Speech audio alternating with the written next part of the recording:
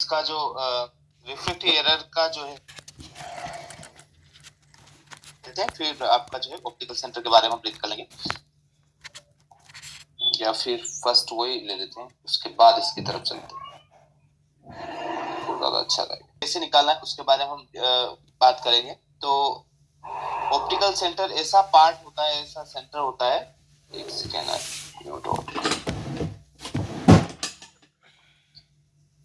ठीक है, ऐसी लोकेशन होती है जहां से कोई भी रेस अगर पास होती है तो वो उसमें कोई भी डेविएशन नहीं, तो आप निकालेंगे तो वहां पर कोई भी डेविएशन नहीं होगा। बानू जी बोल रहे आवाज नहीं आ रही है, सेकेंड मैं वीडियो बंद कर देता हूं मेरा।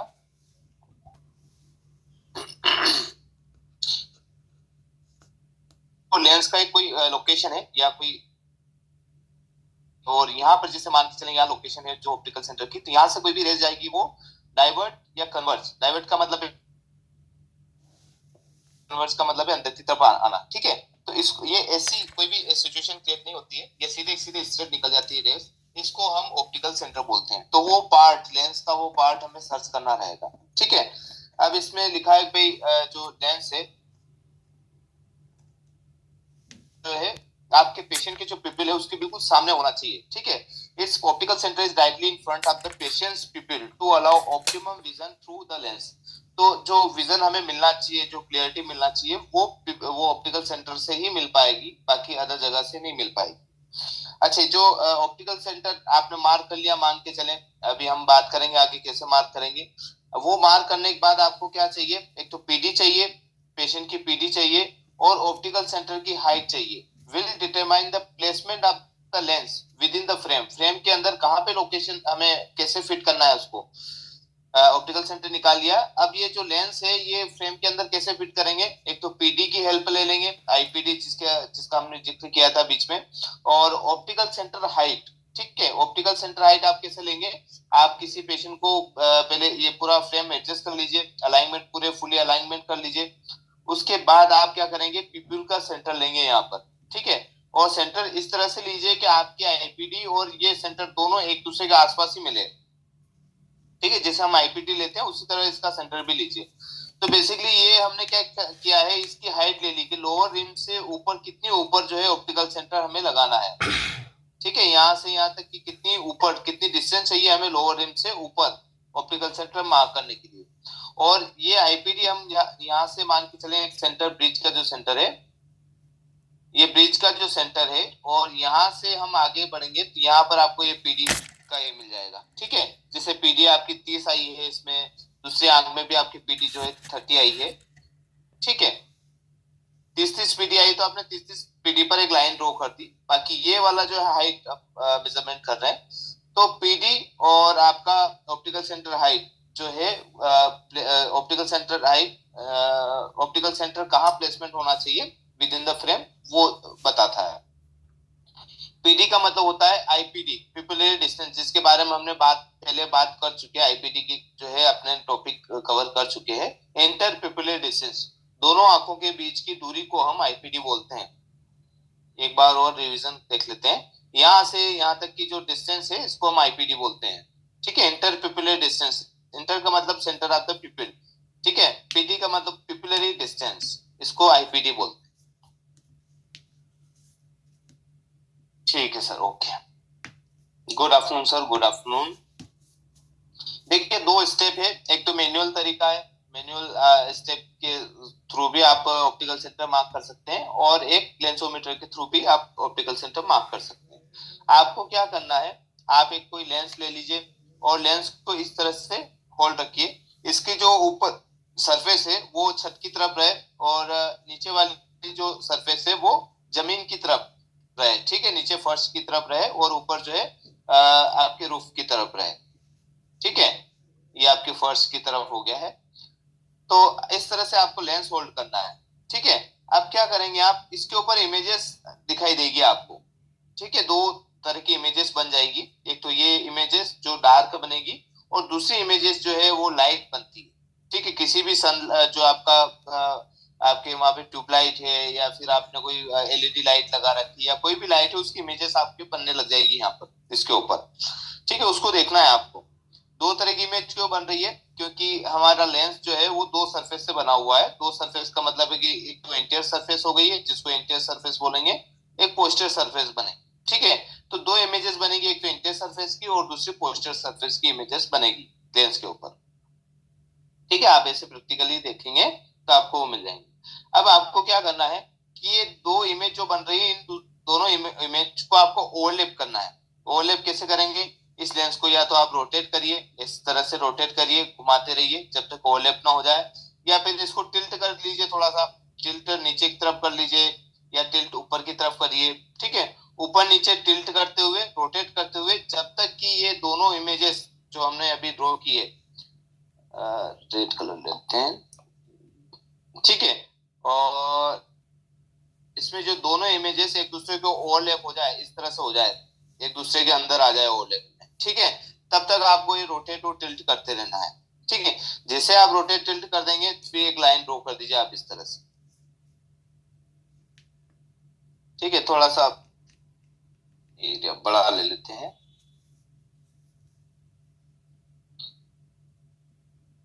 ठीक है, ये जैसे लेंस है और लेंस के अंदर दो इमेजेस बन रही है, उन दोनों इमेजेस को आपने ओवरलैप किया, ओवरलैप इस तरह से किया रोटेट करके। फर्स्ट स्टेप आप देखेंगे रोटेट करिए। ठीक है, दूसरा जो है टिल्ट कर दीजिए। टिल्ट कैसे करेंगे? अप करिए, डाउन करिए।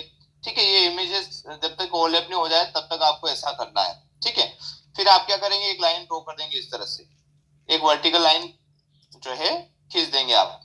फिर क्या करेंगे, इस लेंस को वापस से रोटेट करेंगे। रोटेट का मतलब है वापस से आप इमेजेस बनाएंगे, क्योंकि हमें एक और चाहिए। ये एक लाइन तो आपने ड्रॉ कर दी है, फिर ये लाइन आप जो 90 डिग्री दिख रही है, बिल्कुल लंबी एक लाइन दिख रही है, इसको 180 डिग्री पर लेके आ जाइए। इसी लेंस को वापस आप घुमाएंगे तो ये 180 डिग्री पर आ जाएगी, यही वाली लाइन, ब्लू वाली। ठीक है, अभी वापस इस पे इमेजेस आप देखेंगे, दो तरह की इमेजेस वापस दिखने लग गई है, इस तरह से इमेजेस दिखने लग जाएगी। ठीक है, तो फिर आप देखेंगे इसको ओवरलैप किया आपने, फिर दूसरी एक और लाइन आप ड्रॉ कर देंगे इसके ऊपर, जैसे आपने देखा, फिर वापस एक और 90 डिग्री पर लाइन ड्रॉ कर देंगे। ठीक है, ये फर्स्ट लाइन थी, ये वाली फर्स्ट लाइन है, फिर ये सेकेंड लाइन ड्रॉ कर दी। अब यहाँ पे क्रॉस बन गया, देखिए आप, ये क्रॉस जो है आपका ऑप्टिकल सेंटर है। तो इस तरह से ऑप्टिकल सेंटर आप मार्क कर सकते हैं बाय मैनुअल टेक्निक। ठीक है, आपको समझ में आया कि मैनुअल टेक्निक से किस तरह से हम ऑप्टिकल सेंटर मार्क कर सकते हैं। अब यही ऑप्टिकल सेंटर जो है पेशेंट के जो पिपिल है उसके सामने होना चाहिए, जैसे ये पेशेंट की आंख है। ठीक है, इस तरह से।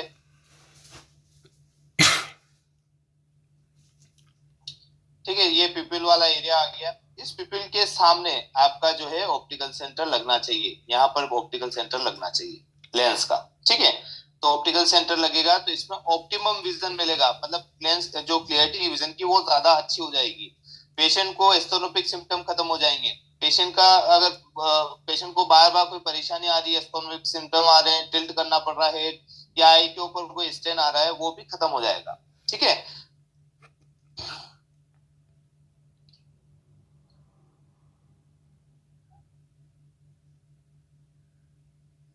हाँ सभी में आप कर सकते हैं। देखिए, माइनर नंबर में ऑप्टिकल सेंटर की कोई जरूरत नहीं रहती है, 0.25 0.5 में कोई जरूरत नहीं है। पर आपके प्रैक्टिस के लिए आप क्या कर सकते हैं, उसको थोड़ा सा और ये कर सकते हैं, सब में ऑप्टिकल सेंटर लगाइए आप, क्योंकि आपकी प्रैक्टिस से और अच्छा जो है क्लियरिटी आ जाएगी। 0.25 0.5 में इतना ज्यादा कोई इश्यू नहीं आता है। बाकी जैसे मोर देन जो है 2 नंबर 3 नंबर में प्रिज्मेटिक इफेक्ट ज्यादा दिखने लग जाते हैं, और इनमें आपको ऑप्टिकल सेंटर मार्क करना ही चाहिए। बिना ऑप्टिकल सेंटर मार्क फिट नहीं करना चाहिए। देखिए, आजकल कंपटीशन का है पूरा, और कंपटीशन में ये मान के चलिए कि अगर आपने 0.5 किसी पेशेंट का है और उसमें भी आपने ऑप्टिकल सेंटर मार्क कर दिया, मान के चले, और ये ये किसी ऑप्टिकल शेप नंबर ए वाले ने किया है, बी वाले ने बिना ऑप्टिकल सेंटर मार्क करके फिट कर दिया है। ठीक है, हो सकता है इसका ऑप्टिकल सेंटर यहाँ पर था और इसने फिट कर दिया, तो पेशेंट जो है कंफर्टेबल इसमें रहेगा, इसमें भी 6x6 है, पर मोर कंफर्टेबल यहाँ पर रहेगा। ठीक है, तो ये पेशेंट जो है परेशान होता रहेगा ये वाला, और ये वाला नहीं होगा। तो आप हमेशा कोशिश करेंगे ऑप्टिकल सेंटर यहाँ पे मार्क कर लीजिए।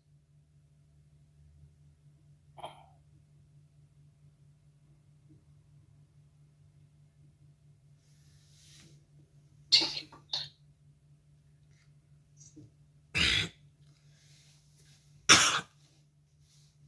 देखिए वो जो आप ऑप्टिकल सेंटर हाइट आप कैसे लेंगे, फ्रेम को जैसे आपने पहना दिया इस पेशेंट को और ये आपके नोज ब्रिज आ गया है, ठीक है। ये दूसरी आंख इधर आप देखेंगे, दूसरी आंख आ जाएगी। अब जैसे कि ये फ्रेम पहना दी, फिर आप क्या करेंगे कि यहाँ ये जो डॉट है यहाँ पर लगा देंगे। यहाँ से यहाँ तक की जो दूरी है उसको ऑप्टिकल सेंटर हाइट बोलते हैं, ओसी हाइट भी बोल सकते हैं हम। ये 22 है, मान के चलिए 22, ठीक है। जैसे हम प्रोग्रेसिव के अंदर फिटिंग हाइट लेते हैं कि फिटिंग हाइट कितनी रहनी चाहिए, इसी तरह आपको ऑप्टिकल सेंटर हाइट भी लेना चाहिए। तो फिटिंग हाइट और ऑप्टिकल सेंटर हाइट दोनों एक ही है, ठीक है। फिटिंग हाइट भी वही है और ऑप्टिकल सेंटर हाइट भी वही रहती है। तो आप इस तरह से मार्क कर सकते हैं, ठीक है। ये आपने मार्क किया इस तरह से। पेशेंट को पहना दीजिए फ्रेम और कोई फेल टिप पेन वाला जो पेन हो उससे डॉट लगा दीजिए आप सेंटर में, पिपिल के सेंटर। और डॉट इस तरह से लगाइए कि आपकी पीडी और ये जो डॉट ये वेरीफाई करते रहे, एक दूसरे को वेरीफाई करते रहे कि भी आपने जो पीडी ली थी वो सही है या नहीं है। तो एक दूसरे को वेरीफाई कर सकते हैं। When light goes through the optical centre, अगर कोई लाइट जो है वो ऑप्टिकल सेंटर से जाती है तो वो स्ट्रेट जाएगी, कहीं पे भी बेंट नहीं होगी, ठीक है। डाइवर्जन कन्वर्जेंस नहीं होगा, ये हमने बात कर ली अभी। और अगर वहां से कोई एनी अदर पॉइंट से जाएगी लाइट तो वो बेंट हो जाएगी, ठीक है। तो कैसे होगी, जैसे कि यहाँ कोई लेंस है और ऑप्टिकल सेंटर मार्क यहाँ है, यहाँ से कोई इशू नहीं आया। पर अगर जो लाइट है यहाँ से गई, ठीक है, ऑप्टिकल सेंटर यहाँ है, यहाँ से गई तो ये कन्वर्ज हो जाएगी। या हो सकता है कि यहाँ से जाके ऊपर की तरफ चले जाए, क्योंकि ऑप्टिकल सेंटर ये वाला ये ऐसा एरिया है जो न्यूट्रलाइज एरिया है, जहां से कोई भी रेस जो है बेंट नहीं होगी, सीधे स्ट्रेट चली जाएगी, ठीक है। अगर ऑप्टिकल सेंटर जो है वो मूव हो जाए अपनी एक्सपेक्टेड पोजीशन से, जो आप पिपिल के बिल्कुल सामने रखना चाहते हैं और वहां से थोड़ा सा दूर लग गया है, मान के चले यहाँ पर ऑप्टिकल सेंटर मार्क करना चाह रहे हैं, पर ऑप्टिकल सेंटर जो है वो थोड़ा सा ऊपर की तरफ चला गया है, यहाँ पर चला गया, यहाँ पर चला गया, आंख के आसपास घूम रहा है, पर ऑप्टिकल सेंटर अपनी एग्जैक्ट लोकेशन पे नहीं है। तो क्या होगा, प्रिज्मेटिक इफेक्ट स्टार्ट हो जाएंगे, ठीक है। आपको पता है प्रिज्मेटिक इफेक्ट क्या होते हैं, ठीक है। जैसे कि कोई अपनी जो कोई ऑब्जेक्ट देख रहा है वो अपनी ओरिजिनल जगह से थोड़ा हटके दिखाई देगा, ठीक है। तो ताकि उसको थोड़ा वर्चुअल इमेज दिखने लग जाएगी पेशेंट को। पेशेंट बार बार सिर को टिल्ट करके देखने की कोशिश करेगा, एस्थोनोमिक सिम्टम हो जाएंगे, पेशेंट को चश्मा सेट नहीं होगा, ठीक है। ये सभी दिक्कतें स्टार्ट हो जाएगी, तो ये भी आपको देखना है। जितना ऑप्टिकल सेंटर अपने पिपिल सेंटर से ज्यादा दूर जाएगा, जैसे कि ये अपनी पिपिल है, ठीक है, ये कॉर्निया हो गया है, आइरिस हो गई है, ये पिपिल है। पिपिल से जितना दूर ऑप्टिकल सेंटर जाएगा उतना जो है प्रिज्मेटिक इफेक्ट बढ़ता जाएगा, ठीक है। यहाँ पर प्रिज्मेटिक इफेक्ट कम होगा, इस पे यहाँ पे जाएंगे तो यहाँ थोड़ा और बढ़ जाएगा, यहाँ पर और बढ़ता जाएगा। तो ग्रेटर देन जो डिस्टेंस है उससे भी जस्ट डबल होना स्टार्ट हो जाएगा, ठीक है। तो ऑप्टिकल सेंटर कोशिश करेंगे बिल्कुल सेंटर में आए या उसके आसपास ही रहे। अगर 1-2 mm का डिफरेंस है कोई इश्यू नहीं है, पर अगर 10 mm 5 mm 15 mm इतना अगर डिफरेंस आता है तो उसमें प्रिज्मेटिक इफेक्ट भी उतना ज्यादा आता है।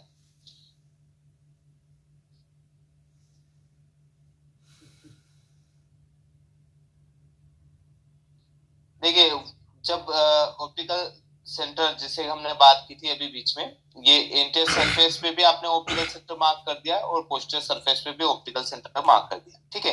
एक ही जगह कर दिया आपने, दोनों तरफ डॉट लगा दिए तो वो ऑप्टिकल सेंटर दिए। पर बीच का जो एरिया जो स्पेस बच जाता है और इन दोनों को जो कनेक्ट करता है उसको हम ऑप्टिकल एक्सिस बोलते हैं, ठीक है। ये ऑप्टिकल एक्सिस आप इसको सीधा सीधा स्ट्रेट आप इस तरह से भी खींच सकते हैं। तो ये ऑप्टिकल एक्सिस हो गई। This is a principal axis या optical axis, both are the same.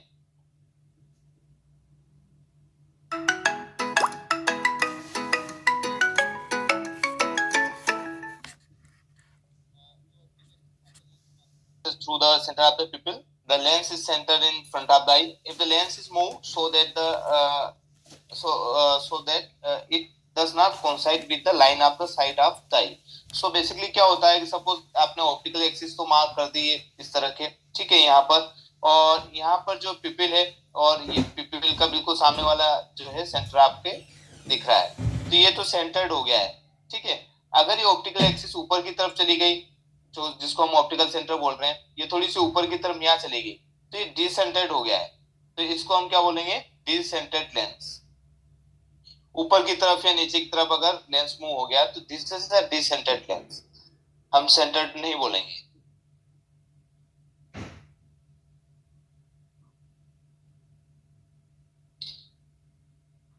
अगर ये जो सेंटर जो है वो लंबे समय से आंख के सामने नहीं रहा, ठीक है, longer in front of the centre of the eye, अगर लंबे समय तक वो ऑप्टिकल सेंटर आपके आंख के सामने नहीं रहा तो क्या होगा, क्या दिक्कतें आ सकती है, प्रिज्मेटिक इफेक्ट आएगा, ये तो हमें पता है। when the wearer looks right through the center of the lens, the object is not displaced from its actual location, ठीक है।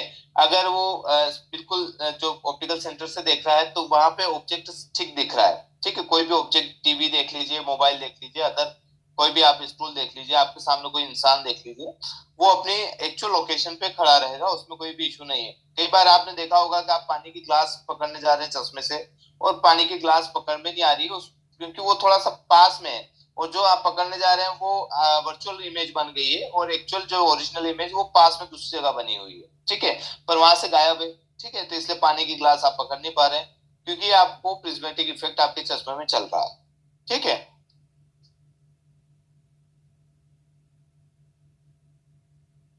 तो अगर जीरो पावर है तो वहां पे तो कोई दिक्कत नहीं है, पर अगर प्लस और माइनस लेंसेज है और वहां पे ऑफ सेंटर है जिसको हम डिसेंटेड बोलेंगे, तो वहां पे प्रिज्मेटिक इफेक्ट स्टार्ट हो जाते हैं। अच्छा, इस प्रिज्मेटिक इफेक्ट का जो है कैलकुलेशन हम कर सकते हैं कितना प्रिज्मेटिक इफेक्ट इस पेशेंट को हो रहा है, ठीक है। तो एक प्रेंटिस रूल है और इस प्रेंटिस रूल का एक फॉर्मूला है जिसमें prism equal C into F, ठीक है। तो इसको हम क्या बोलते हैं, प्रेंटिस रूल।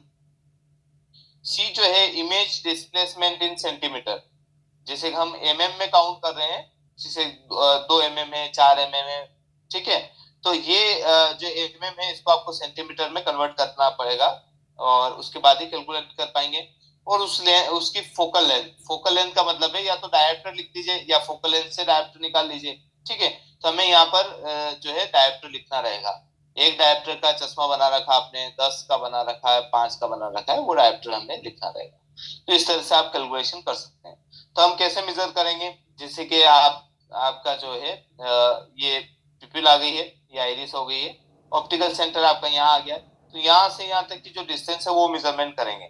तो वो अगर मान के चले 5 mm आई है, ठीक है, और आपका जो डायप्टर है वो 3 है, 3 डायप्टर का है, ठीक है, प्लस का है, तो ये इसको हम कन्वर्ट करेंगे सेंटीमीटर में, सेंटीमीटर में कन्वर्ट करने पर 0.5 सेंटीमीटर आ जाएगा, एमएम को सेंटीमीटर में कन्वर्ट कर रहे हैं, ठीक है।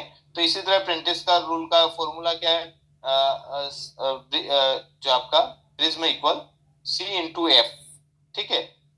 तो सी कितना है आपके पास, image displacement in centimetre 0.5 centimetre, और फोकल लेंथ कितनी आ गई, 3 डायप्टर, तो इसको कैलकुलेट करेंगे तो आपके पास 1.5 प्रिज्म डायप्टर मिल जाएगा, ठीक है। ये आपको सबको समझ में आया।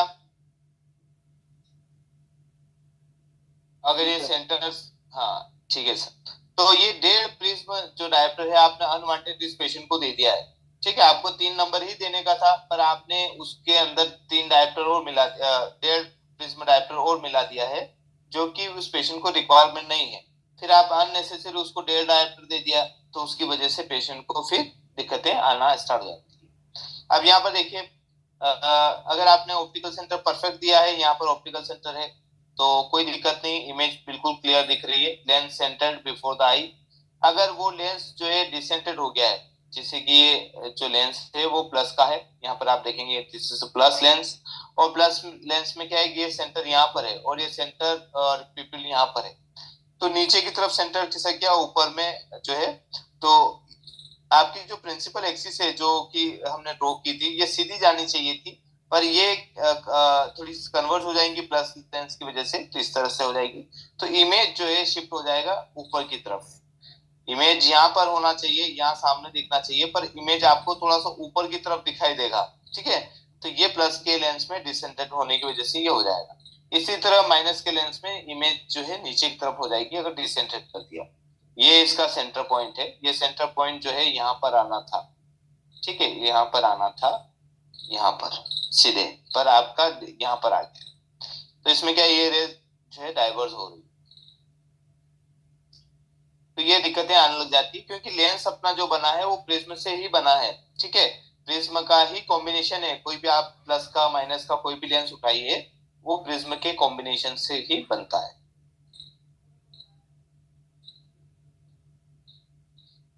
देखिए एक एग्जांपल है, यहाँ पर आप देखिए, if a lens having power of 3 dioptre and dissented 5 mm, 5 mm जो है डिसेंटेड हुआ है, और ये अभी जस्ट अपन कैलकुलेट किया था वही इसमें एग्जांपल है, 0.5 और इंटू 3 1.5, ठीक है।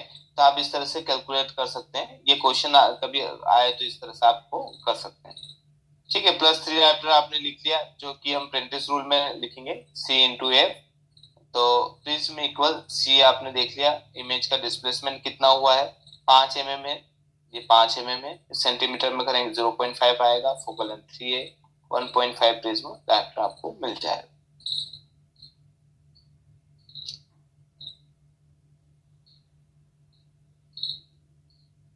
अगर सपोज पेशेंट का जो 3.5 डायोप्टर कोई स्पेक्स यूज कर रहा है और उसका जो डिसेंटेड हुआ है 4 mm इन, 4 mm इन का मतलब क्या होता है, नोज की तरफ, ठीक है। जैसे कि ये किसी पेशेंट की आंख है और 4 mm इन, तो उसका 4 mm मान के चले यहाँ पर डिसेंटेड हुआ है, और 5 mm डाउन की तरफ तो यहाँ पर डिसेंटेड हुआ है, ठीक है।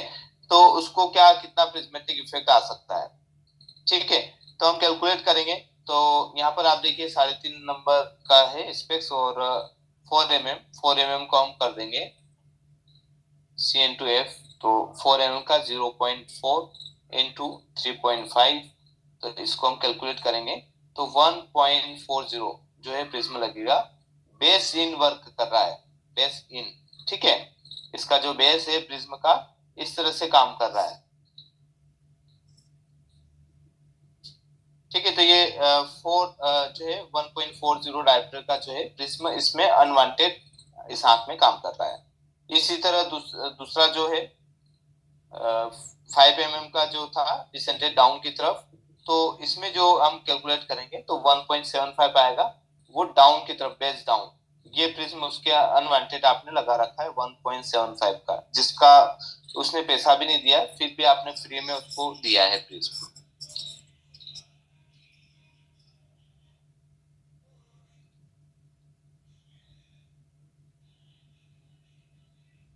ठीक है, ये तो आपको समझ में आ गया अभी प्रिज्मेटिक इफेक्ट। एक मैंने मैनुअल टेक्निक बता दी, अब चलते हैं हम जो है लेंसोमीटर के ऊपर। जैसे कि आपके पास में कोई भी लेंस है, हार्ड कोट है या एनी टाइप का लेंस है, आपने क्या किया है कि ये इस तरह का आपके पास में लेंसोमीटर रहता है, ठीक है, और यहाँ पर लेंस रखने का रहता है, ठीक है। ये लेंस रख दिया हमने। अब यहाँ पर आप देखेंगे यहाँ पे इस तरह की लाइन रहती है, या इस तरह से सर्कल रहता है, ठीक है, और यहाँ पर इस तरह के निशान रहते हैं। फिर साथ में क्या रहेगा, साथ में एक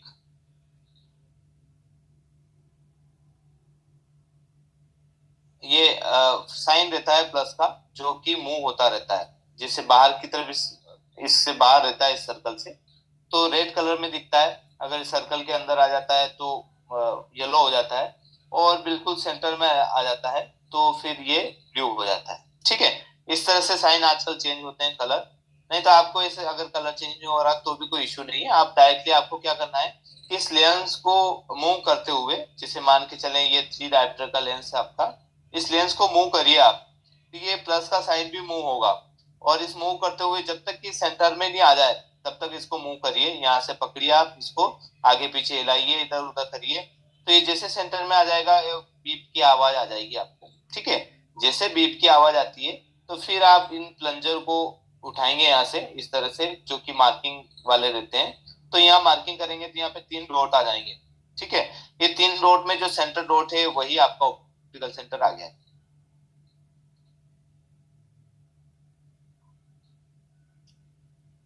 हाँ, मैनुअल में सर रिपीट एक बार हम देख लेंगे बाद में।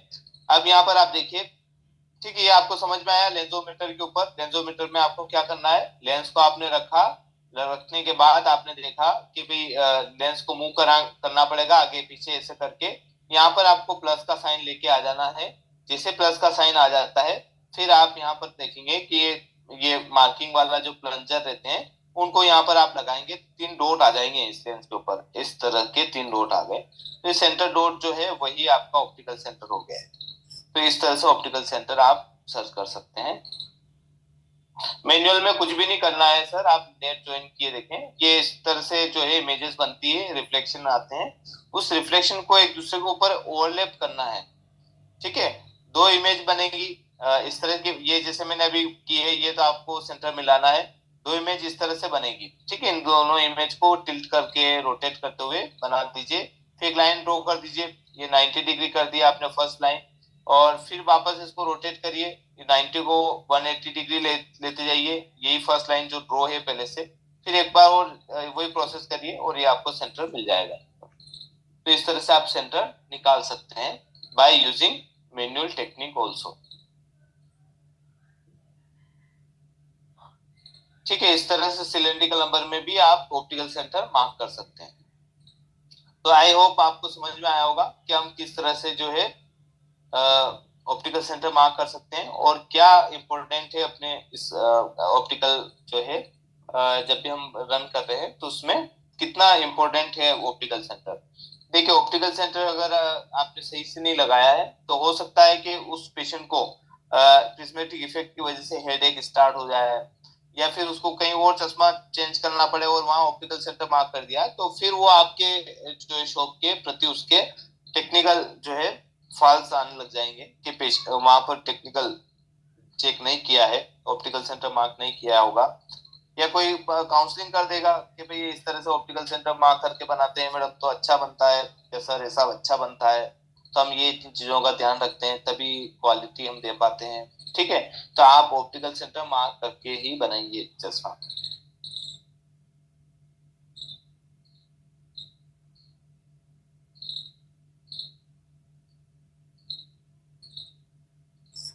सर एक क्वेश्चन है, जी सर, बोलिए सर। सिंगल विजन में तो कभी ऑप्टिकल सेंटर मैंने किसी को देखा नहीं मार्क करते हुए, क्या जरूरी है ये? नहीं सर, बेसिकली क्या रहता है कि अगर मोर देन 3 नंबर है, 3 डायोप्टर से ऊपर है, तो उनका तो ऑप्टिकल सेंटर सबका मार्क करना ही चाहिए सर। जी, अगर वो अंदर है, लेस देन 3 डायोप्टर है, तो उनका अवॉइड कर सकते हैं आप, उसमें कोई इश्यू नहीं आता है, क्योंकि माइनर 0.5 0.75 जो है प्रिज्मेटिक इफेक्ट रहता ही रहता है। हाँ हाँ, यस, सबको अगर करें तो ज्यादा ज्यादा बेनिफिशियल है सर, क्योंकि हायर पावर में जो है उसमें तो लेना ही चाहिए, और उसमें फ्रेम का सिलेक्शन सबसे ज्यादा इंपॉर्टेंट रहता है हायर पावर।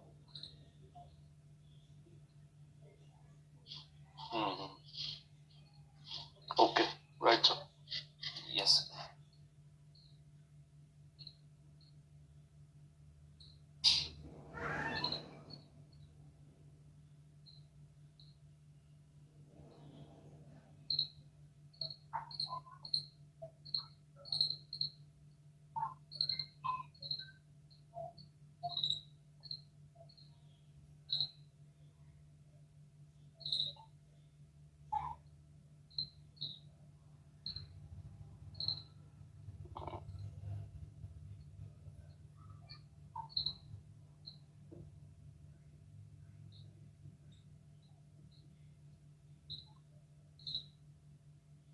Just second.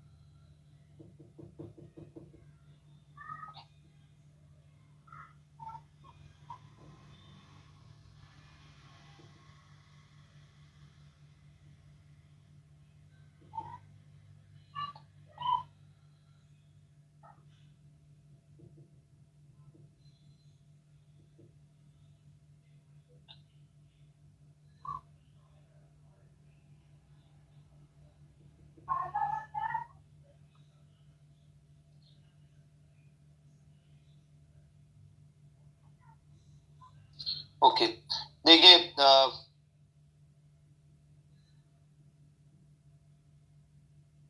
अपनी आंखों में जो रिफ्रैक्टिव एरर है वो दो टाइप के रहते हैं, और दो टाइप में मतलब कि आपका हाइपोमेट्रिक रहेगा।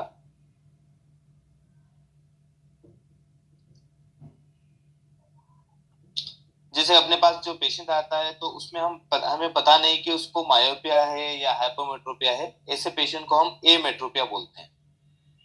ए मेट्रोपिया, जैसे हम स्कूल स्क्रीनिंग करने गए, वहां पर किसी पेशेंट का विजन 6/9 निकला है या 6/12 निकला है, ठीक है, तो हमने वहां पर तो कोई ऑटो रिफ्रैक्टोमीटर लेके जाते नहीं है, ठीक है, ना कोई रेटिनोस्कोप लेके जाता है या अदर कोई इक्विपमेंट लेके जाता है।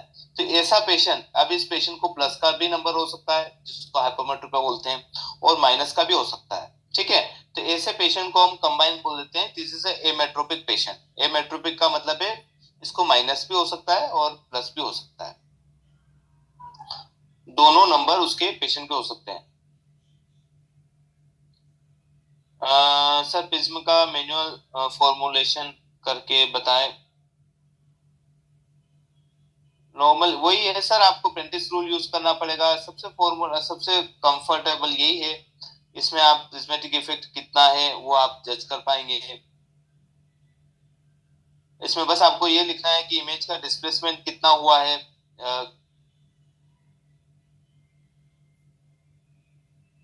लास्ट में बता देते हैं सर, बिल्कुल।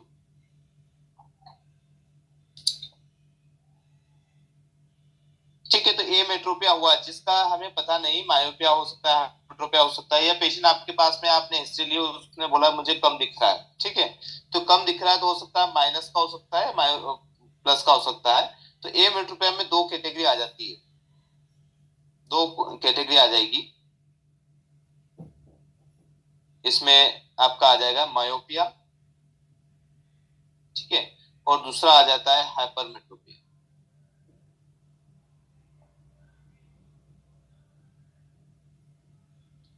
ठीक है, दो कैटेगरी आ गई। मायोपिया को माइनस से रिप्रेजेंट करते हैं, हाइपरमेट्रोपिया को प्लस से रिप्रेजेंट करते हैं।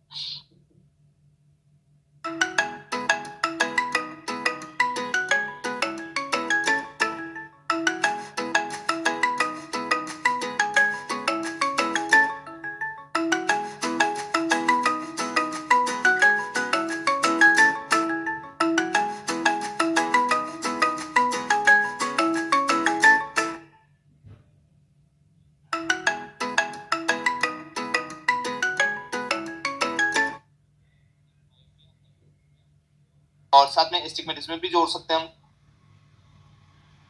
एस्टिक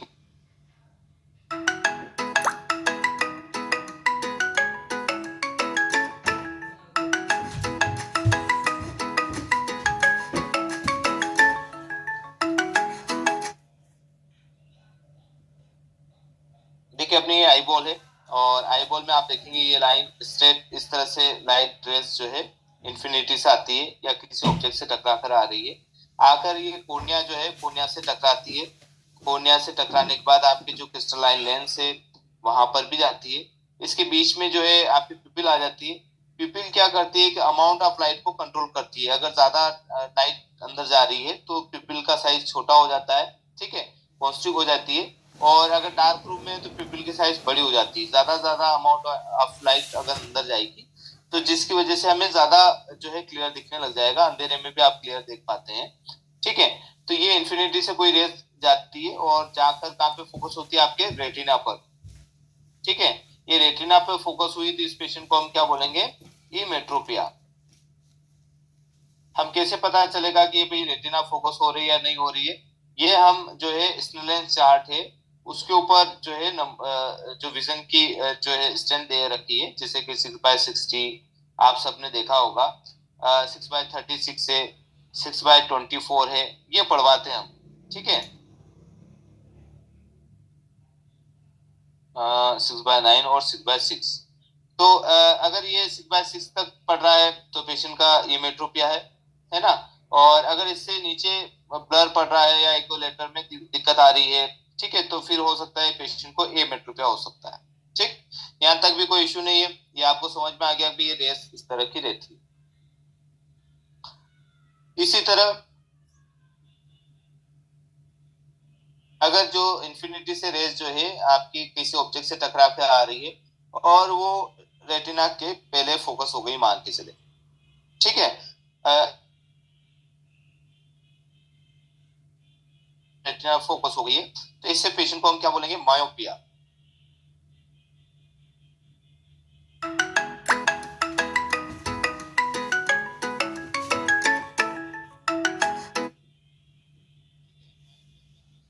होगी, रेस रेटिना के पहले फोकस हो जाएगी, जिसको हम क्या बोलेंगे,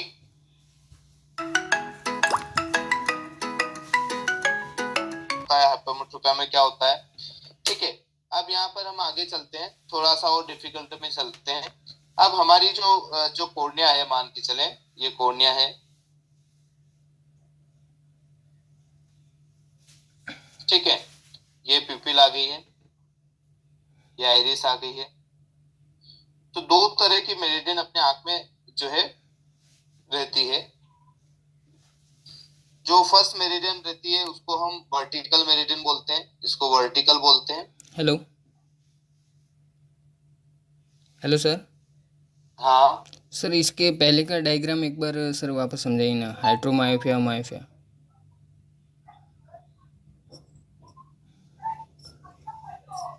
मायोपिया वाला क्या हाइपरमेट्रोपिया वाला? अभी जो इससे पहले डायग्राम बनाया था ना, वो रेटिना से पहले फोकस होती है और बाद में फोकस होती है, वो वाला।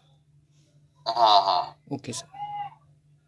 ये जैसे कि ये मैं ऊपर यहीं पे समझा देता हूँ आपको। देखिए यहाँ पे कोई रेस जा रही है, इन्फिनिटी से आ रही है, ऑब्जेक्ट से टकरा कर आपके जब कोर्निया कोर्निया से होते हुए पिपिल, पिपिल से होते हुए आपके लेंस से होते हुए आपके विट्रस में ही फोकस हो गई है।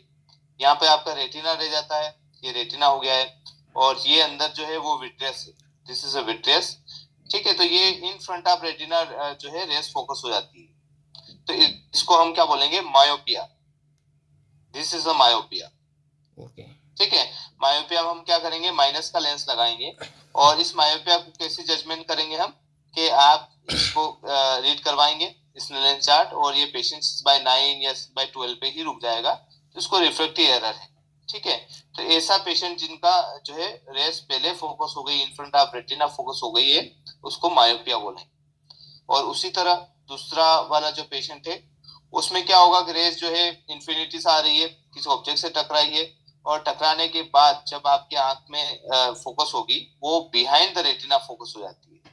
ये बिहाइंड द रेटिना फोकस हो गई है। अब ये बिहाइंड द रेटिना फोकस हुई, मतलब इसको हाइपरमेट्रोपिया है, ठीक है। और इसका विजन लेंगे तो इसका भी लेस देन 6/6 विजन आएगा, हो सकता है 6/12 आ जाए या 6/9 आ जाए, डिपेंड करता है कितना जो है उसको पावर चाहिए। तो ये दो, मायोपिया और हाइपोमेट्रोपिया में इस तरह से आंख के अंदर रेस फोकस होती है, जिससे हमें दिखता है, ठीक है। ये समझ में आया आपको? Okay sir, thank you sir. Okay, thanks. अब यहाँ पर हम देखेंगे जैसे कि अपनी ये आई आई है, आई का फ्रंट इस तरह से आपको दिखता है। इसमें दो तरह की मेरिडियन रहती है, ठीक है। अब मैंने आपको बताया वर्टिकल मेरिडियन, इसको एक लंबी लाइन खींच दी, इसको वर्टिकल बोलेंगे, और दूसरी जो लाइन खींचेंगे उसको हॉरिजॉन्टल बोलेंगे। This is a horizontal. Colour change कर देते हैं इसका,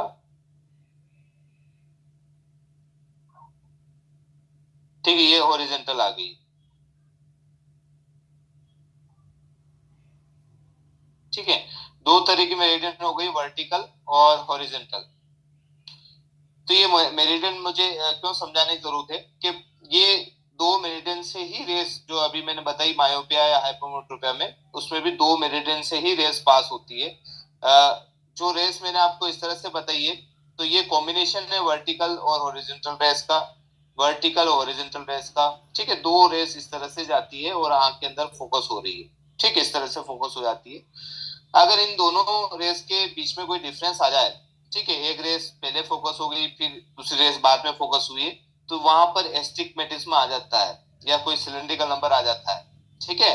दोनों रेस के बीच में कोई डिफरेंस आ जाए, जैसे मैं अभी डायग्राम बना के आपको बताऊंगा, पर यहाँ तक आपको समझ में आ गया कि वर्टिकल लाइन मैंने ड्रॉ की है, दूसरी हॉरिजॉन्टल, इन दोनों से ही रेस पास होती है। एक वर्टिकल डायरेक्शन में रेस जाएगी, एक हॉरिजॉन्टल डायरेक्शन में रेस जाती है अपने आप के अंदर, ठीक है। यहाँ पे समझ में आ गया सबको? हाँ, ठीक है। अब हम आगे चलते हैं। देखिए, अब जैसे कि आई बॉल मैंने बनाई है और यहाँ पर आप देखेंगे कि एक रेस बनाई है अपनों ने, ये रेस बनाई है वर्टिकल वाली, ये वर्टिकल वाली हो गई है, और दूसरी रेस जो बनाई है हमने हॉरिजॉन्टल, ये हॉरिजॉन्टल जो मैंने अभी ड्रॉ किया था वहीं से रेस पास हो रही है। अब क्या होता है, ये वैसे नॉर्मली ये दोनों इस तरह की रेस जो है वहीं पे जाके फोकस होती है आपके रेटिना पर, ये रेटिना पे ये भी फोकस हो गई है और रेटिना पे ये भी फोकस हो गई, जिसको हम इमेट्रोपिया बोलते हैं। इसमें कोई भी विजन दिक्कत नहीं है, पेशेंट का विजन 6/6 है, ठीक है।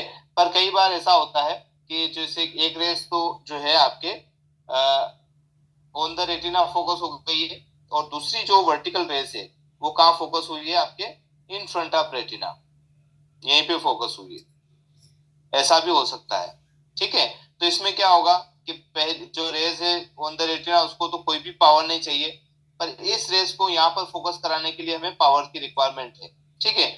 तो ये वर्टिकल है, 90 डिग्री है, तो हमें क्या करना पड़ेगा, -1 सिलेंडर 90 डिग्री रखना,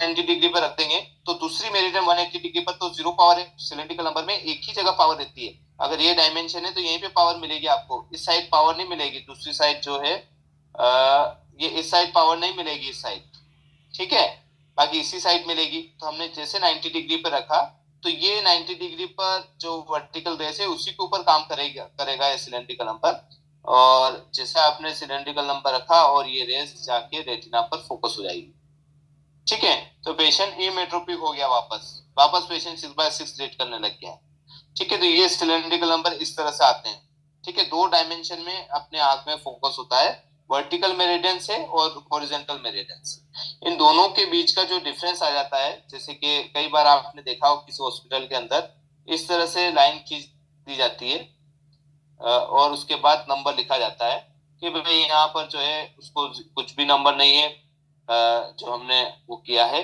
और यहाँ पर जो है +1 आया है, ठीक है। +1 स्फेरिकल लिखा है और यहाँ 0 है, और यहाँ पर रेटिनोस्कोपी ऐसा कुछ लिखा रहता है।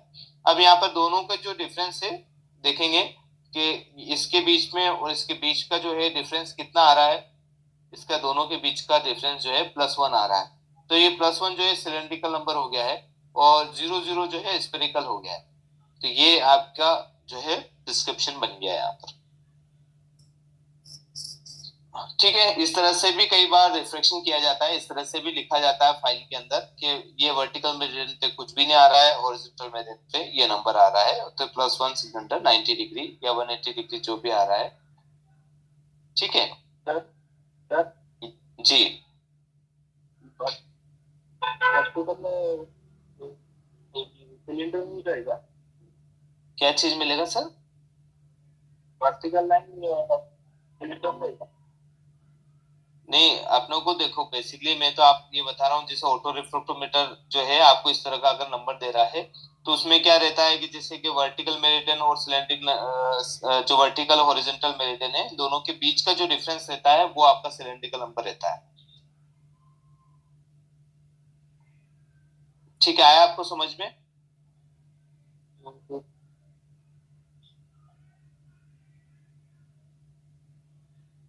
अब क्या हो रहा है कि एक और, हाँ ठीक है सर। अब यहाँ पर देखें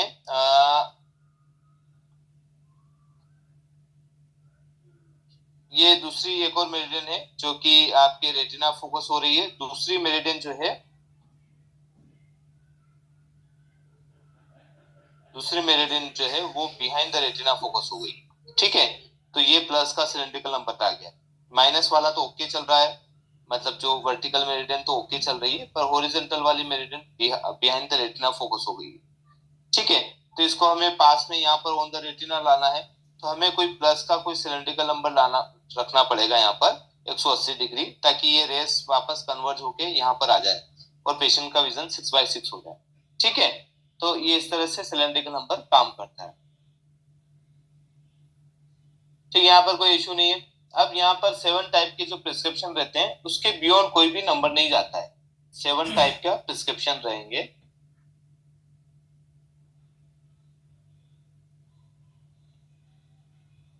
प्रिस्क्रिप्शन कीजिए या रिफ्लेक्शन बनाइए। ठीक है, तो फर्स्ट प्रिस्क्रिप्शन क्या है? Myopia, simple myopia.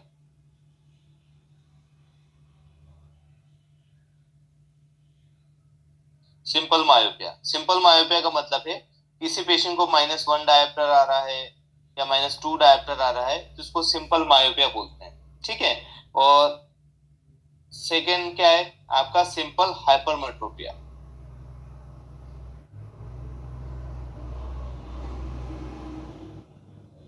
इसमें क्या है? इसमें भी +1 डायोप्टर आ रहा है स्फेरिकल, इसके साथ कोई भी सिलेंड्रिकल नंबर नहीं है।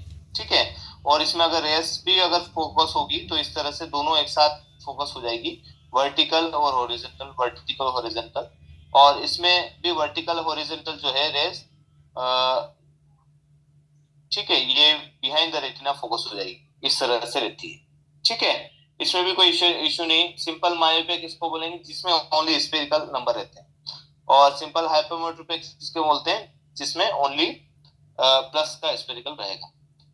फिर थर्ड आएगा। हेलो जी, बोलिए सर।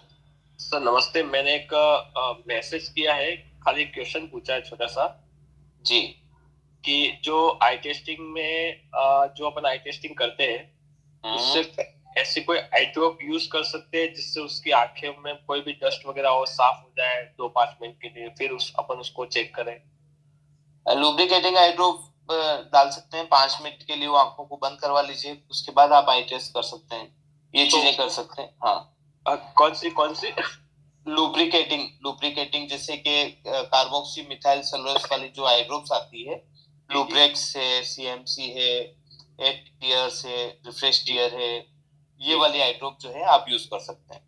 इसमें ऑप्टिशियन में ये वाली यूज कर सकते हैं ना? हाँ जी। सर मैं लिख लो, आप बोल रहे तो 1 मिनट। मैं यहाँ पे लिख देता हूँ सबके लिए।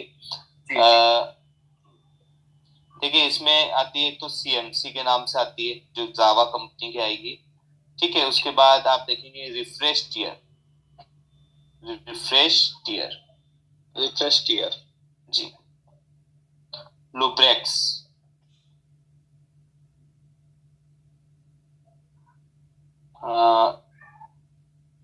Eight tear. अच्छा सर, किसी को अपन नॉर्मली सजेस्ट भी कर सकते हैं ये चीज? देखिए, सजेस्ट मत करिए क्योंकि वैसे इसका कोई इशू नहीं है, पर सजेस्ट नहीं कर सकते हैं, इसलिए आप ऐसे लिख के मत दीजिए। ऐसे बोल सकते हैं भैया इस टाइप के आई ड्रॉप डालिए, आप ठीक रहती हैं आंखें, ऐसा आप बोल सकते हैं। वैसे इसका कोई भी डिसएडवांटेज नहीं रहता है, ये नॉर्मल सबको डालने चाहिए, इसमें कोई भी इशू नहीं जी। तो इसमें सर बेस्ट कौन सी बेस्ट है जो अपन यूज कर सकते हैं? जैसे कि सीएमसी अच्छी है सर, रिफ्रेश टीयर अच्छी है, लुब्रेक्स अच्छी है, एट टीयर अच्छी है। मोइजोल थोड़ी सी थोड़ा सा कम क्वांटिटी में आती है, क्वांटिटी का मतलब है क्वालिटी में कम रहेगी। तो ये वाली हटा दीजिए, ये सभी आप यूज कर सकते हैं। ठीक sir, thank you.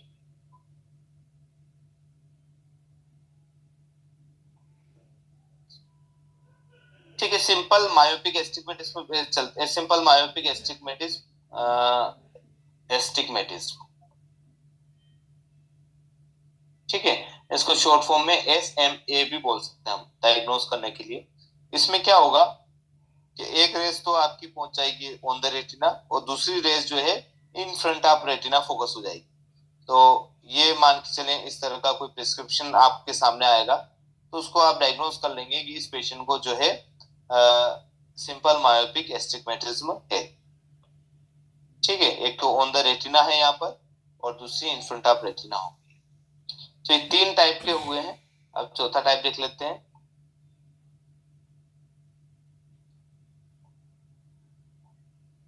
Simple hyper मेट्रोपिक,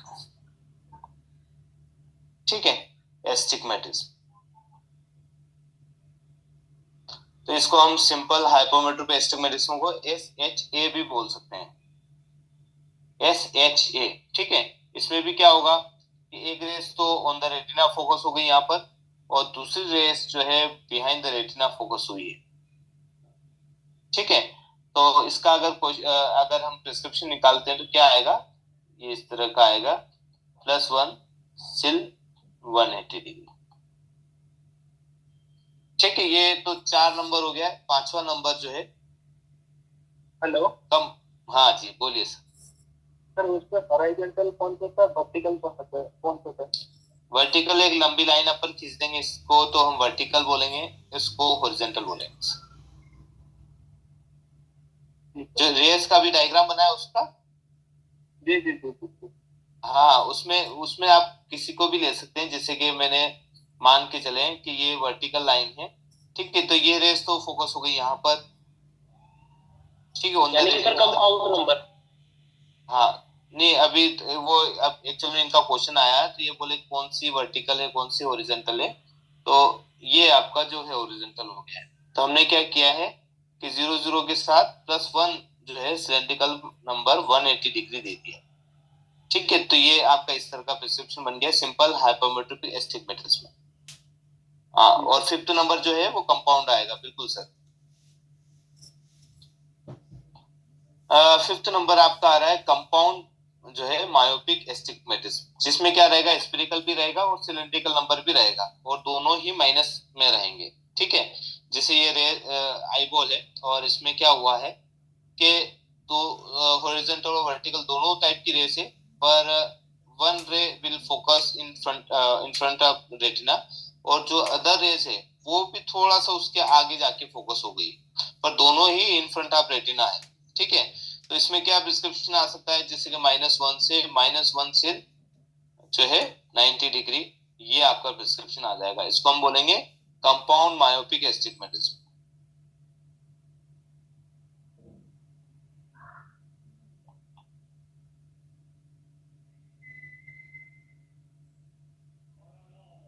ठीक है, ये भी आपको समझ में आ गया।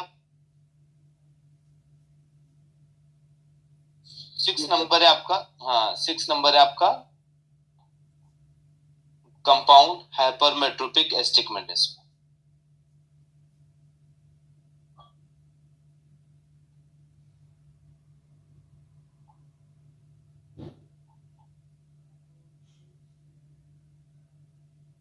अब इसमें भी आप देखेंगे ये आईबॉल है, और इसमें जो रेस जा रही है, एक रेस तो बिहाइंड द रेटिना हुई है, और दूसरी रेस जो गई है वर्टिकल हॉरिजॉन्टल कोई भी आप मान के चलिए, वो भी बिहाइंड द रेटिना है, पर पहली रेस से पहले फोकस हुई है, ठीक है। दोनों बिहाइंड द रेटिना है।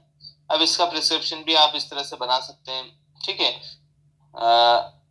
ये इस तरह का, अब जैसे मैं बार बार +1 यहाँ पे हो सकता है कि 0.75 हो, यहाँ पे +1 हो, या 2 हो, या +1 हो, ऐसा हो सकता है ना। जस्ट ये दोनों ही जो है पावर प्लस प्लस की ही रहेगी, उसको कंपाउंड हाइपोमेट्रोपिक एस्टिग्मेटिज्म बोलते हैं।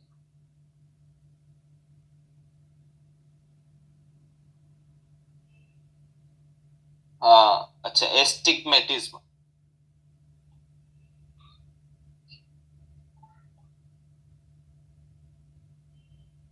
ये ASTICMATIC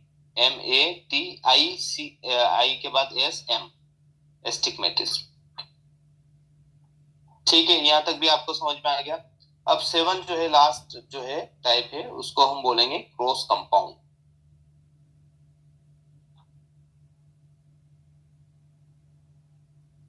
ठीक है, या फिर आप बोल सकते हैं मिक्स्ड।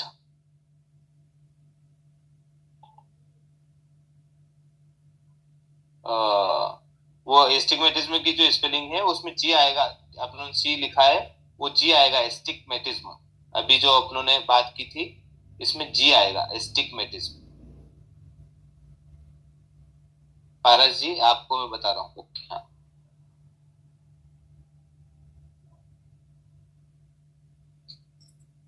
ठीक ठीक। अब इसमें क्या एस्टिग्मेटिज्म जो है क्रॉस कंपाउंड बोले या मिक्स एस्टिग्मेटिज्म बोले। अब इसमें क्या होता है कि जैसे कि आईबॉल है और आईबॉल में आप देखेंगे स्ट्रेट लाइन जो है आपकी रेस आ रही है, और एक रेस तो फोकस हो गई आपके बिहाइंड द रेटिना, और दूसरी रेस जो फोकस हुई है इन फ्रंट ऑफ रेटिना। ठीक है, दोनों डिफरेंट फोकल पॉइंट पे जो है फोकस हो जाएगी, एक तो बिहाइंड द रेटिना हुई है, दूसरी इन फ्रंट ऑफ रेटिना हुई है। तो इसमें क्या आएगा प्रिस्क्रिप्शन, ये आप मान के चलें कि +1 से -2 सिलिंड्रिकल नंबर 90 डिग्री, ये आपका प्रिस्क्रिप्शन आ जाएगा। इसको हम क्या बोलेंगे, क्रॉस कंपाउंड या फिर मिक्स्ड एस्टिग्मेटिज्म।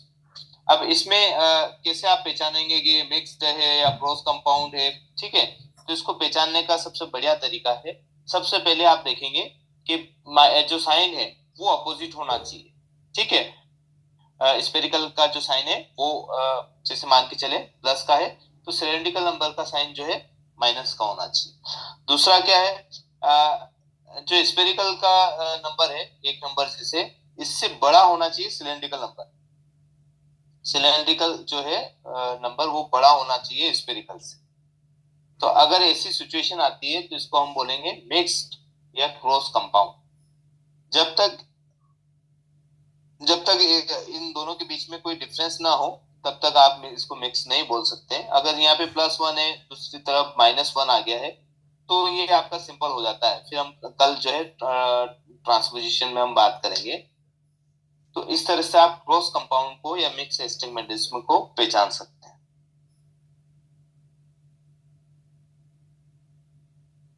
सर सिंपल का भी एक बार बता ही दो आप सर, सिंपल एस्टिग्मेटिज्म कंपाउंड। हाँ, जिस सिंपल एस्टिग्मेटिज्म जिस अपन बात की थी, अब जैसे कि मान के चलें कि किसी पेशेंट को ये इस तरह का कोई नंबर आया है 90 डिग्री, ठीक है, तो इसको हम मिक्स नहीं बोल सकते हैं, क्योंकि अगर इसको ट्रांसपोजिशन करेंगे हम तो इसमें ये मान के चलें +1 आ जाएगा, ये 180 डिग्री आ जाएगा, और इन दोनों को हम ऐड करेंगे तो 0 आ जाएगा। तो ये क्रॉस कंपाउंड नहीं रहेगा। क्रॉस कंपाउंड हमेशा आप देखेंगे कि ये जैसे 0.5 है और दूसरी आंख में 0.75 है, तब जाके ये क्रॉस कंपाउंड होगा। अगर इसको ट्रांसपोजिशन करेंगे हम तो ये ट्रांसपोज होगा ही नहीं, मतलब पूरा पूरा करेक्ट नहीं होगा, इधर आपका -0.25 आ जाएगा। तो इस तरह का एस्टिग्मेटिज्म जो है वो फॉर्म हो जाएगा। ठीक है, आया आपको समझ में?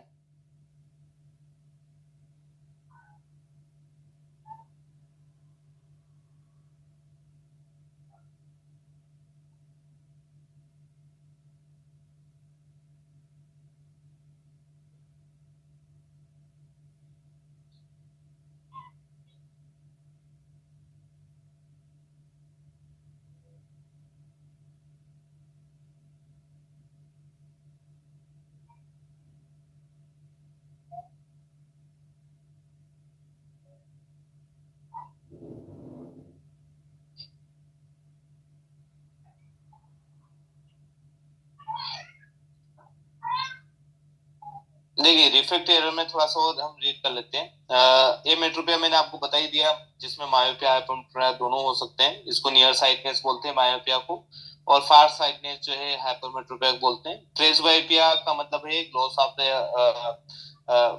Flexibility of the lens, lens की जो फ्लेक्सिबिलिटी कम हो जाती है, जिसको हम एक्मोडेटिव एबिलिटी भी बोलते हैं, जिससे पेशेंट को पास का नंबर आ जाता है। एस्टिग्मेटिज्म बेसिकली कॉर्निया की वजह से आता है।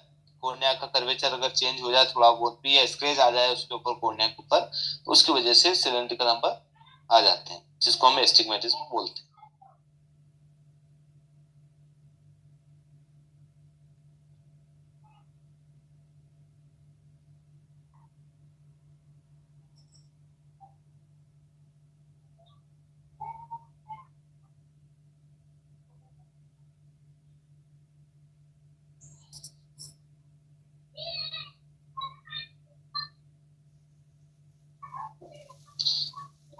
देखिए, एनाइसोमेट्रोपिया भी होता है, जैसे मैंने अभी आपको एमेट्रोपिया बताया। एमेट्रोपिया के बाद आता है एनाइसोमेट्रोपिया। ठीक है, एनाइसो है ना, इसको आप ध्यान रखें। जब दोनों आंखों के बीच में जो पावर का डिफरेंस है, जैसे एक आंख में 1 नंबर है, दूसरी आंख में 3.25 नंबर है, ठीक है, प्लस का या माइनस का आप मान के चलें, तो दोनों आंखों के बीच में जो डिफरेंस है ग्रेटर देन 2.25 का या 2 डायोप्टर का है, तो उसको हम एनाइसोमेट्रोपिया बोलते हैं। ठीक है, ये एनाइसोमेट्रोपिया क्यों वर्ड यूज करना पड़ा, क्योंकि अगर कोई पेशेंट एनाइसोमेट्रोपिक है तो उसमें डबल दिखने की प्रॉब्लम आ सकती है, मतलब उसको डबल दिख सकता है। ठीक है, जिसको हम डिप्लोपिया बोलते हैं। जहां पे भी कोई चीज डबल डबल दिखती है, एक की जगह 2 दिखती है, उसको डिप्लोपिया बोलते हैं। तो ऐसा हो सकता है। ठीक है, तो जहां पे भी पावर में डिफरेंस आता है दोनों आंखों के बीच में ग्रेटर देन 2 डायोप्टर का, तो उसको एनाइसोमेट्रोपिया बोलते हैं। तो जैसे एनाइसोमेट्रोपिया आपको दिखता है, आपको डिप्लोपिया एक बार वेरीफाई करना पड़ेगा। आगे चल के रिफ्रेक्शन की क्लासेस में हम देखेंगे कि कैसे डिप्लोपिया चेक करते हैं। पर इसकी एक शर्त है कि आपका विजन जो है इक्वल या 1 लाइन का डिफरेंस हो सकता है। ऐसे पेशेंट में आपको एनाइसोमेट्रोपिया में डिप्लोपिया चेक करना है। एनाइसोकोनिया क्या होता है? एनाइसोकोनिया मतलब एक आंख में तो इमेज सही दिख रही है, दूसरी आंख में जो है इमेज जो है अपनी साइज से बड़ी दिखाई दे रही है, छोटी दिखाई दे रही है। जैसे किसी पेशेंट का कैटरेक्ट का ऑपरेशन हुआ, उसमें आंख के अंदर कोई लेंस नहीं डाला गया, तो उसको +10 का एक कांच लगा दिया आपने एक आंख में, दूसरी आंख में उसको नॉर्मल लेंस लगा रखा है, तो एक आंख से बड़ी बड़ी चीजें दिखाई देगी, एक आंख से छोटी नॉर्मल चीजें दिखाई देगी। इसको एनाइसोकोनिया बोलते हैं। अफेकिया का मतलब there is no lens in the eye, उसको अफेकिया बोलेंगे। सुडोफेकिक मतलब आर्टिफिशियल जो हम इंट्राकुलर लेंस डालते हैं ऑपरेशन के बाद, उसको सुडोफेकिया बोलते हैं। ठीक है, आगे कल हम जो है मायोपिया में क्या क्या पेशेंट को सिम्टम और साइन दिखेंगे, हमें क्या दिखेगा, उसके बारे में हम और भी बात करेंगे। अभी के कोई क्वेश्चन हो, आपका कोई डाउट है तो आप पूछ सकते हैं आज की क्लास रिलेटेड, या ऐसा कोई डाउट रहा आपका, वो आप क्वेश्चन पूछ सकते हैं। सर वो जो पहला क्वेश्चन था सर वो क्लियर कर देते एक बार, वो क्या क्या था प्रिज्म का सर, प्रिज्म वाला फॉर्मुलेशन उसका। हाँ, देखिए वो प्रिज्म में क्या रहता है बेसिकली, उसमें आपको जस्ट सेकंड, इस पे बोर्ड चल नहीं रहा है ये, इसमें क्या प्रेंटिस रूल आपको यूज करना रहेगा, और प्रिज्म का फॉर्मूला है prism equal C into F.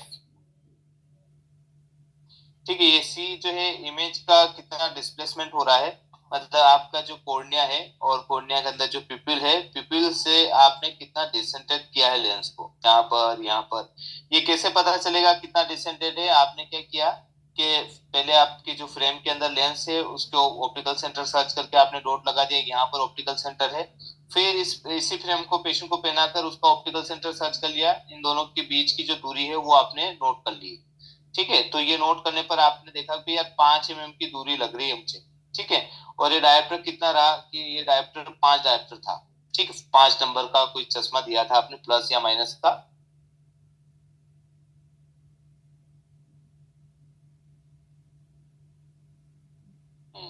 हाँ, अभी देखते हैं सर।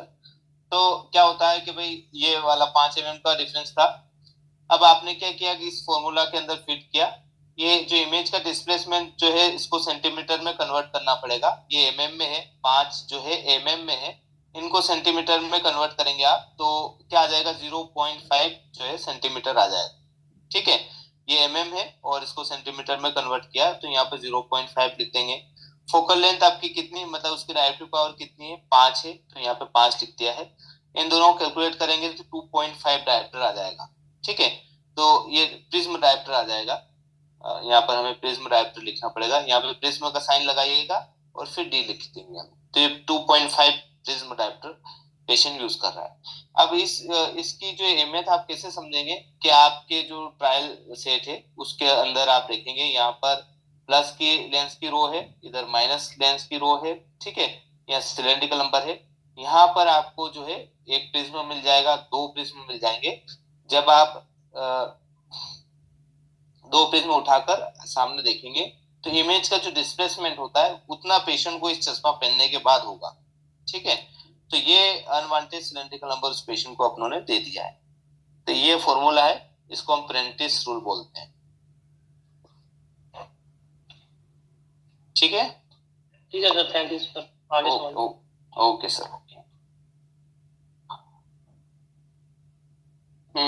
एक और एक कोई क्वेश्चन आया है, आपके कोई क्वेश्चन है तो पूछ सकते हैं। एक क्वेश्चन आया है -0.5 90 डिग्री, आधे से जो है ये भी माइनस पाव ही होगा 90 डिग्री। एडिशन 1.5 है, बोथ आई नियर विजन और ट्रांसमिशन क्या होगा। देखिए 1.5 है तो आप मान के चलिए कि यहाँ पर सवा हो जाएगा, सवा से माइनस आधा और 1 से माइनस पाव।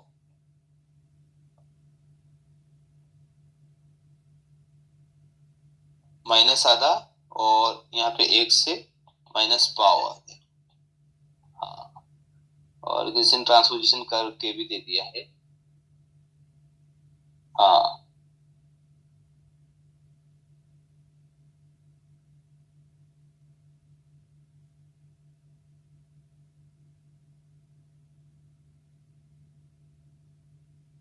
ठीक है, तो ये 90 डिग्री है दोनों में। अब हम क्या करेंगे, इसको नियर विजन देना है। मान ये आपने नियर विजन का करेक्शन दे दिया, ये नियर विजन ही है, तो इसको ट्रांसपोजिशन करेंगे तो इसका आप देखेंगे इसको इस तरह से कर सकते हैं। 0.5 जो है 180 डिग्री आ जाएगा और इधर आ जाएगा 0.75। ठीक है, ये राइट का करेक्शन आ गया। लेफ्ट का करेक्शन आप देखेंगे प्लस 0.75 आ जाएगा, प्लस पाव आ जाएगा 180 डिग्री। इस तरह का करेक्शन जो है आपको मिल जाएगा।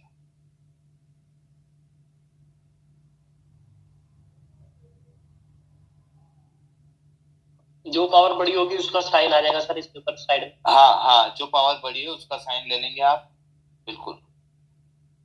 ये कल हम एक बार रिपीट करेंगे, ट्रांसपोजिशन और टोरिक ट्रांसपोजिशन, सिंपल और टोरिक दोनों के बारे में अपडेट करेंगे।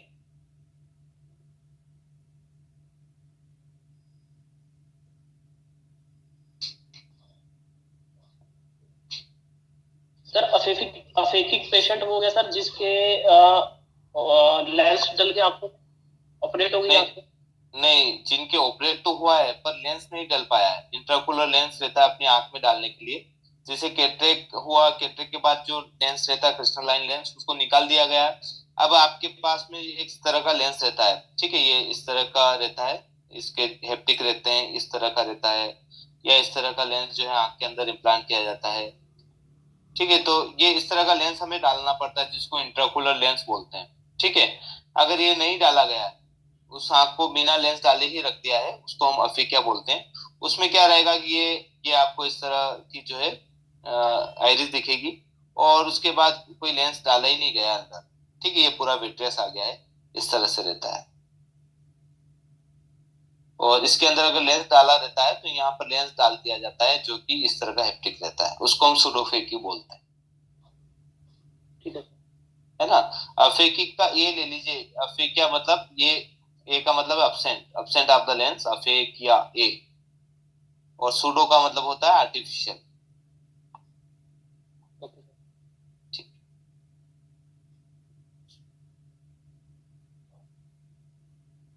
सर ये मेरे सिर्फ आज के 2 क्वेश्चन थे, एक क्लियर हो गया सर। एक क्वेश्चन वो जो आपने हॉरिजॉन्टल और वर्टिकल वाला जो प्रिस्क्रिप्शन जो डॉक्टर लिख करके देते हैं पर्ची पर, सर वो एक बार क्लियर कर देंगे सर किसी को पावर से, जैसे कि अभी पावर का एग्जांपल। हाँ सर यही वाला है ना। हाँ यही वाला, तो इसमें जैसे मान के चलिए कि अभी हमने वो देखा था, करेक्शन अभी किया था ना, ये अपना जैसे कि ये कोई पावर है सवा से लगा के, है ना, 0.5 सिलेंडर, अभी 9 जैसे 180 डिग्री ले लिया आपने। ठीक है, अब इसमें क्या हुआ है कि एक तो मेरिडियन आपकी सवा है, ठीक है, ये सवा लिख दिया है। अब इन दोनों को जोड़ के हम लिखेंगे यहाँ पे 1.75। ठीक है, ये सवा नंबर और आधा नंबर दोनों जोड़ देंगे तो यहाँ पे बन जाएगा 1.25। ये बना है जी सर, है ना। तो अब यहाँ पर आप देखेंगे इन दोनों का जो डिफरेंस है, इन दोनों का डिफरेंस यहाँ पर आ जाएगा, ये दोनों का डिफरेंस यहाँ पर 0.5 आ गया है। सवा और 1.25 के बीच का डिफरेंस है आधा हो गया है। और जो बड़ी संख्या है उसका एक्सिस ले लिए, जो छोटी संख्या है उसको स्फेरिकल ले लिया। ठीक आया आपको समझ में? सर आ गया, ठीक है सर आ गया। सर ये जो एक्सिस होती है जरूरी नहीं कि सर 90 और 180 हो, कुछ और की एक्सिस हो सकती है? हाँ और भी हो सकती है ना, फिर लाइन ऐसे खींच देंगे हम, 150 डिग्री ये हो गया है, 130 डिग्री ये हो गया है, 90 डिग्री यहाँ पर हो गया है ना, यहाँ पे 10 डिग्री आ गया है, 20 डिग्री आ गया है। इस तरह से ले सकते हैं। मतलब कि सर प्रिस्क्रिप्शन के अंदर मतलब कि ऐसे और एक्सेस भी उसमें ऐड करके डॉक्टर दे सकते हैं। हाँ बिल्कुल, ये वाला तो एक यूनिवर्सल एक प्लस का साइन आ गया है। अब इसके ऊपर आपने अगर आपकी 90 डिग्री आ रही है इसी के ऊपर लिख दीजिए, और दूसरी एक्सिस आपकी 10 डिग्री आ रही थी, यहाँ पे दूसरी एक्सिस बना लीजिए यहाँ पर, है ना, इस तरह से।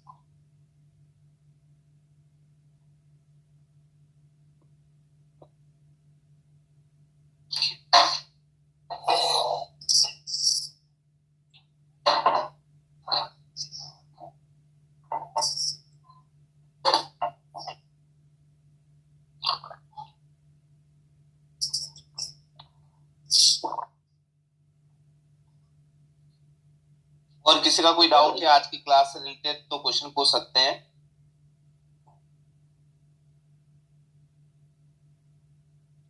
कल हम विजुअल एक्टिविटी के बारे में देखेंगे और ट्रांसपोजिशन, दो टॉपिक कवर करेंगे, और साथ में एक स्पेरिकल एब्रेशन, क्रोमेटिक एब्रेशन, ये दो इंपॉर्टेंट पार्ट है, इनको भी हम समझेंगे कल।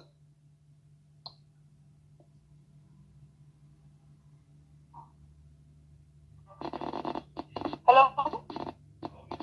हाँ जी जी बोलिए। अभी आप बताएगा कि मायोपिया के अंदर मैम आपकी वॉइस से ना बड़ी वाइब्रेट हो गया। हाँ बोलिए मैम। आप देखिए सर, पास में कोई साउंड है क्या? साउंड की वजह से टिक टिक ऐसा कुछ आवाज आ रही है? कुछ नहीं सर। ओके हाँ बोलिए आप मैम। स्फेरिकल और सिलिंड्रिकल नंबर जो भी हो, ग्रेटर हो या स्मॉलर हो, साइन एक ही हो तो कंपाउंड आता है क्या सर? स्फेरिकल और सिलिंड्रिकल नंबर ग्रेटर हाँ। हो स्मॉलर हो, साइन एक ही रहे तो कंपाउंड आता है क्या, मिक्स आता है? हाँ वो कंपाउंड ही रहेगा। जस्ट साइन अगर आपके अपोजिट है, मान के चलें कि स्फेरिकल का साइन प्लस का है और ये +1 है, और सिलेंड्रिकल का साइन माइनस का है और 2 है, इससे ज्यादा बड़ा है, इवन इतना भी हो, ये सवा भी हो जाए, तो भी ये क्रॉस कंपाउंड हो जाएंगे आपके, है ना। और अगर ऐसा हो, सपोज मान के चले +1 है और यहाँ पे -0.5 है, तो ये कंपाउंड नंबर हो गया है। हाँ cylindrical always bigger from spherical, है ना, विद अपोजिट साइड। सिलेंड्रिकल बड़ा होना चाहिए स्फेरिकल से। जी सिलेंड्रिकल बड़ा होना चाहिए स्फेरिकल से, विद अपोजिट साइन, साइन भी चेंज होना चाहिए। ओके, तो क्या इसमें ऑप्शन क्रॉस करना पड़ेगा? बोलिए, आपकी क्या आवाज मेरे को ना बड़ी डिस्टर्ब आ रही है, आप वापस रिपीट करिए मैम। ऑप्शन क्रॉस करना पड़ेगा क्या, कि देखना पड़ेगा कि ये कंपाउंड है या मिक्स है? नहीं, तो इसको कंपाउंड या मिक्स मैंने आपको बताया था कि इसमें आपको क्या करना है, आप तो बस ये सिलेंड्रिकल देखिए, आपके मेरा जो नंबर है मान के चलें 0.5 है और सिलेंड्रिकल नंबर 0.75 है, तो इसमें कुछ भी करने की जरूरत नहीं है, ये क्रॉस कंपाउंड ही है। ओके, है ना, इसको ट्रांसपोज करने की भी जरूरत नहीं है आपको, आप ऐसे देखते ही बता देंगे भी ये क्रॉस कंपाउंड नंबर है। आपको कब दिक्कत आएगी कि ये जैसे ये 1 है और इधर -0.75, ठीक है, तो इसमें भी आप देख के बता देंगे ये कंपाउंड नंबर है। अगर ट्रांसपोजिशन करना चाहें तो कर सकते हैं, यहाँ पर आपका 0.25 आ जाएगा, यहाँ 0.75 आ जाएगा, है ना। ओके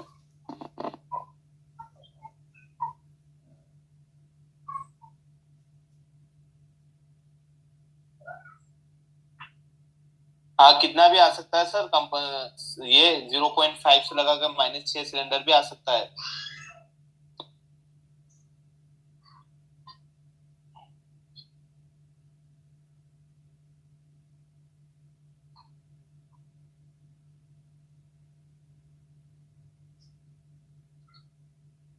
ठीक है, फिर आज की क्लास यहीं फिनिश करते हैं।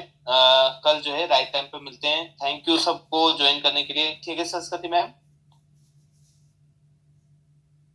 Thank you sir. Thank you ma'am. ठीक है, थैंक यू सबको, थैंक यू ज्वाइन करने के लिए।